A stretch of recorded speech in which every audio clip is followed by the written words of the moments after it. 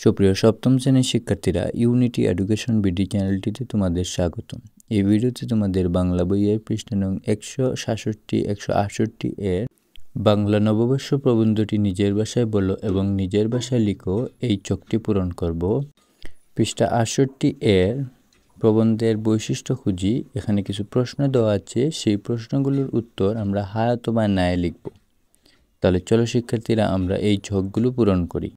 বাংলা নববর্ষ বাঙালি জাতির একটি ঐতিহ্যবাহী উৎসব। প্রতি বছর বৈশাখ মাসের 1 তারিখে বিপুল আয়োজনের মধ্য দিয়ে এই উৎসবটি পালন হয়। প্রতিটি বাঙালির মনে নববর্ষের উৎসব দোলা দিয়ে যায়।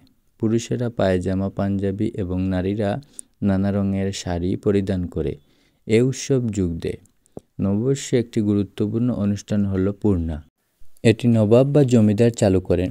প্রজাদের নিকট থেকে খাজনা আদায়ের জন্য এই অনুষ্ঠানটি চালু করা হয়েছিল।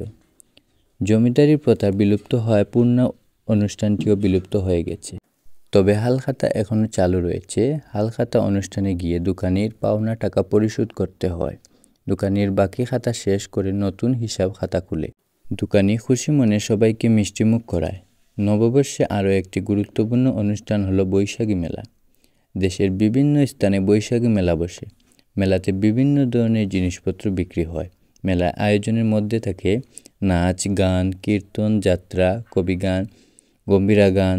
দেশের বিভিন্ন প্রান্তরে এ উৎসবে অনুষ্ঠান পালিত হয়।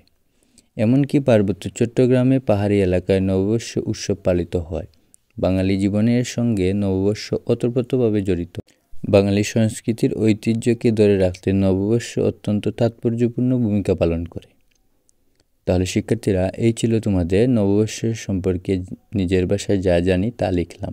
এখন 168 পৃষ্ঠার প্রবন্ধের বৈশিষ্ট্য খুঁজি। এখানে প্রশ্ন প্রথমে দেওয়া আছে, লাইনের শেষে কি মিল শব্দ আছে? না। পড়ার সময় কি তাল রক্ষা করা হয়? না। লাইনগুলোর শব্দ সংখ্যা কি সমান? না। সুর করে গাওয়া হয় কি? না। এটি কি পদ্য ভাষায় লেখা? না। এটি কি গদ্য ভাষায় লেখা? হ্যাঁ। এখানে কোনো কাহিনী পাওয়া যায় কি না? না। এখানে কোনো চরিত্র আছে কি না? না। এখানে কোনো বিষয় নিয়ে আলোচনা করা হয়েছে? হ্যাঁ। এটি কি একাধিক অনুচ্ছেদে ভাগ করা যায়? হ্যাঁ। এর মধ্যে কি কোনো সংলাপ আছে? না। এটি অভিনয় করা যায় কি না? না।